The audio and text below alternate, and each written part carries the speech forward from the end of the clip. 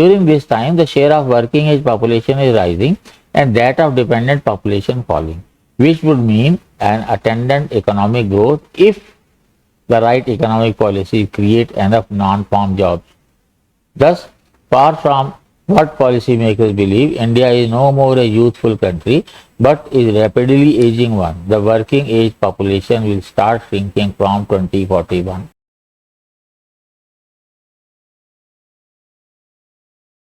Friends, a very important video for census people, for youth, for old age people. Caption is wrong, but I took the topic because the person is an authority, former chief economist, Global Human Development Report, and also India's Santosh Mehrotra. It is an age for worrying about age. It seems as if the article is about old age, but it covers a lot many things, particularly in terms of demographic dividend. What does it say? India's population and independence was 350 million. I thought it was 320, but maybe he is accurating me. Against China's 550. China's leaders invested heavily in women's education and the health of its population in the first 3 decades after 1949. 1949, when Communist Revolution took place, they reaped the benefits when their country became world's second largest economy and a veritable superpower. मैं शुरू से चिल्लाता रहा हूँ that when you talk about development, it simply means education, health, employment, environment. खैर environment की बात करना ही बेमानी है at this juncture, but health and education जो है China did it. Had India's policymaker understood the importance of education and health, including nutrition. Nutrition के बिना health वैसे भी नहीं हो सकती. For its population, especially in the Hindi belt, our population won't be expected to peak in 2065 at over 1.65 billion. It will continue exacerbating the vicious cycle of population growth, environmental degradation and poverty unless policy corrections occur faster. Population तो बढ़ती रहेगी. 1.65 का मतलब है approximately we have now 1.45, 4.47 कह लो. People would be added or 20 crore people would be added. तो उससे क्या होगा? India's demographic dividend began in the early 1980s and will end in 2040. मतलब 15 साल बचे हैं. ये टर्म तो क्वाइन कर दी गई डेमोग्राफिक डिविडेंड, पर इसका रिटर्न कितना आया हमारे पास? That is all about in this article. During this time the share of working age population is rising and that of dependent population falling, which would mean an attendant economic growth if the right economic policy create enough non-farm jobs. Thus, far from what policymakers believe, India is no more a youthful country but is rapidly aging one. The working age population will start shrinking from 2041. अब सवाल यह है कि 2041 तक के लिए हमारी policies क्या हैं? जिस तरह से हम लोग चल रहे हैं, अभी तो हम 81 करोड़ को खाना खिला रहे हैं, तब तक हम 120 करोड़ को खाना खिलाने लग जाएंगे. ये जो पॉपुलेशन है वर्किंग एज पॉपुलेशन, पहले तो उनकी प्रायोरिटीज क्या हैं, उनको रिटर्न्स क्या मिल रहा है, कितनी जॉब जो हैं वो लोग करना नहीं चाहते पर मजबूरी में करनी पड़ती हैं, कितनी जॉब्स ऐसी हैं जो हाईली स्पेशलाइज्ड हैं, वो स्पेशलाइज्ड लोग ही कर सकते हैं. There are 4 dimensions on the looming job crisis which our governments are not willing to recognize. The younger joining the labor force each year, the currently unemployed, the youth not in education, employment, training and willing to work but not looking for work and hence are discouraged workers, and the millions underemployed that need to be pulled out of agriculture. ये agriculture से pulling out जो है, पता नहीं मेरे लिए बड़ा complex issue क्यों है. Why don't we increase the productivity of land? Why can't we have, obviously if you are removing people from agriculture, where to fit in? The best means would have been SMSEs. और पिछले कितने भी साल गिन लो, SMSEs के लिए हमने क्या किया है? आप NDA 1 की बात करो या UPA 1 की बात करो, डेफिनेटली होता है. उसके बाद सर्विसेज सेक्टर के लिए क्या है आपके पास additional, is already as we speak. Heavy industries में जॉब होती कहाँ है? एंड इंडस्ट्रियलिस्ट में इन्वेस्ट से 1000 करोड़ और जॉब निकले 1000। Everything is getting mechanised, even the labour force. The first point mentioned above is tied to the fact that India's population problem has essentially been a Hindi belt problem and now confined to the three larger northern states: Bihar, total fertility rate 3, UP 2.7, Jharkhand 2.4, the only major states with TFR above replacement level, while India's overall TFR 2.0 भी नहीं रहा, 1.9 रहेगा कह लो। और यहाँ एक बड़ा important issue क्या है, सवाल सिर्फ ओवरऑल फर्टिलिटी का नहीं है, सवाल जो है वो education and wealth and fertility की बात हो रही है। स्टडीज बताती हैं कि यूथ में 25% boys and girls in this generation they don't incline to marry, and these are the people who can afford. Majority of the people are those who can not afford and they multiply. तो future में गरीबों की गिनती ज्यादा बढ़ेगी या those who can? हमेशा ध्यान रहना चाहिए, रिप्लेसमेंट लेवल अगर आपका 2 है, 2.2 है, तो कम से कम जितने भी एबल पीपल हैं, आपको ड्रीम खुद देखते हैं तो आपको एक ड्रीम बच्चों का भी होना चाहिए।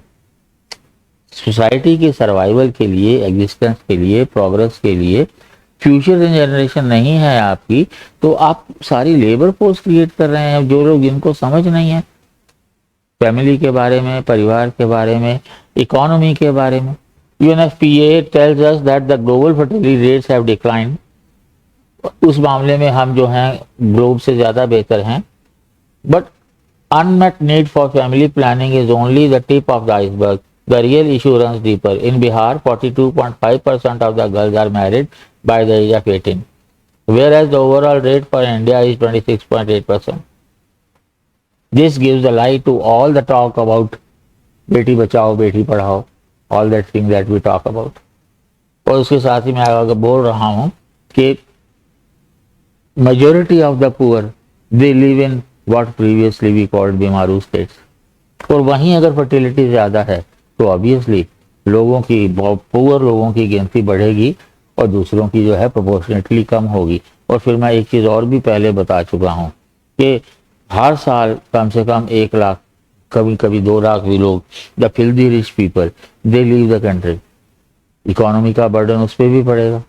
और उसके बाद जो है, जो इम्पोर्टेंट बात जो है, India's metro tier 2 cities have become living nightmare as urban India's, thanks to mass migration from mainly the Hindi belt to other states, is increasing haphazard ways, and as the population rises to 1.65 billion over the next 40 years, the rest of India's cities and towns will come under incrementally unlivable।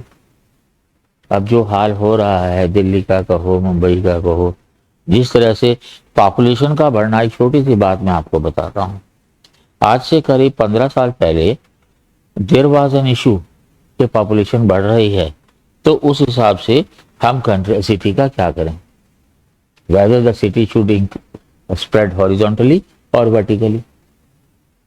Horizontally spread हो नहीं सकता because you will be knocking the neighbouring state.